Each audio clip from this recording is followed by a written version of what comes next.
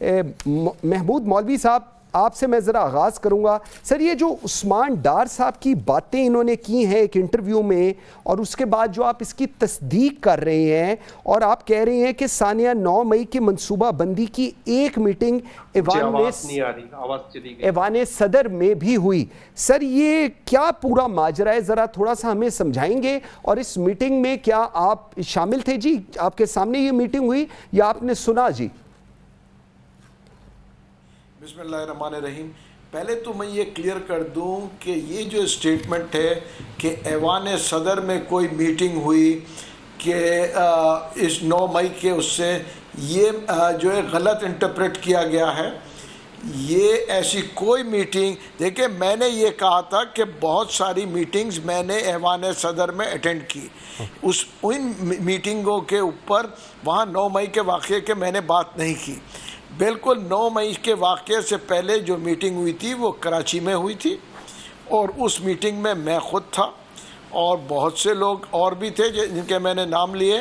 مگر یہ بھی میں کلیئر کر دوں کہ میجورٹی کا کہنا تھا کہ یہ جو انسٹرکشنز ہیں یا یہ جو کہنا ہے کہ وہاں جا کے دھرنے دو، یہ ہمیں نہیں دینا چاہیے. اس میں بہت سارے لوگ اس پہ اعتراض کر رہے تھے. مگر کیونکہ جیسے عثمان ڈار نے کہا یہ انسٹرکشنز تھے تو وہاں پہ یہ میٹنگ جو ہے یہ دھرنے کیے گئے.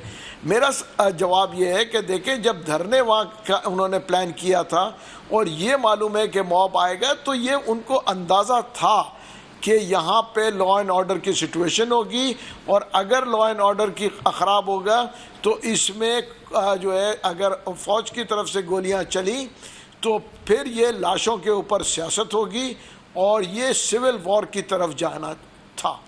خوش قسمتی یہ تھی کہ میرے اندازے کے مطابق فوج کے پاس انفارمیشن آ گئی تھی کہ جیسے یہ پہنچے انہوں نے ایک گولی نہیں چلائی اور انہوں نے دروازے جو ہے کے اوپر ریزسٹنس نہیں دی، اور یہ لوگ جو ہے موب اندر گئی، توڑ پھوڑ کیا اور جلاؤ گھیراؤ کیا، اور ان کو انہوں نے سیف ایگزٹ دیا. کیونکہ دیکھیں فوج کے اگر فوج ریزسٹ کرتی تو ہم سول وار کی طرف جاتے. اس کی وجہ لیکن عوام ورسس فوج کو علاوہ ٹھیک. لیکن محمود مولوی صاحب مجھے ذرا یہ فرمائیے گا، یہ جو پلان جس کا عثمان ڈار صاحب فرما رہے ہیں، پہلے وہ غائب ہوئے، اس کے بعد وہ سامنے آتے ہیں اور آ کے ایک انٹرویو دیتے ہیں جس میں وہ سب کچھ بتا دیتے ہیں اور اس سارے کا الزام بھی لگا دیتے ہیں.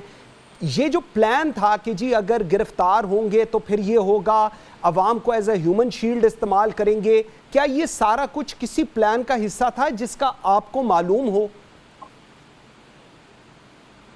میں کہوں گا کہ دیکھیں کچھ حد تک یہ پلان کا حصہ تھا.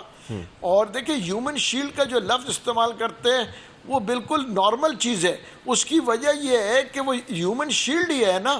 دیکھیں جب آپ پلان کریں گے کہ لوگ وہاں جائیں گے، آپ پلان کریں گے کہ وہاں پہ دھرنے ہوئیں گے، اور یہ جانتے ہوئے کہ مائنڈ سیٹ جوانوں کا کیا ہے، اور ان کو آپ آرمی کے خلاف، ٹھیک ہے نا، ان کے برین واش کرنے کی کوشش کریں گے جو کافی عرصے سے آپ کر رہے تھے. ٹھیک ہے نا، کافی عرصے سے آرمی کے خلاف برین واش کر رہے تھے کہ جی آرمی یوں ہے فلانا.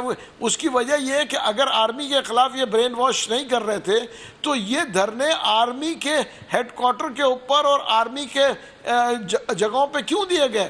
یہ دھرنے مثال دے رہا ہوں، P M L N Peoples Party political ہونے چاہیے تھے. یہ مائنڈ سیٹ طے کیا ہوا تھا کہ P T I versus army. اگر پی ٹی آئی ایک پولیٹیکل سٹرگل کر رہی تھی تو ان کو پولیٹیکل لوگوں کے سامنے جا کے دھرنا دینا چاہیے تھا، پولیٹیکل پارٹیز کے جو ہے دفتر کے سامنے دھرنا دینا چاہیے. اگر وہ آرمی کے وہاں پہ دھرنے کا لے کے لوگوں کو گئے تو یہ تو بڑے واضح ہے کہ یہ پلان تھا. اس میں کوئی دو رائے کہاں ہے. اوکے.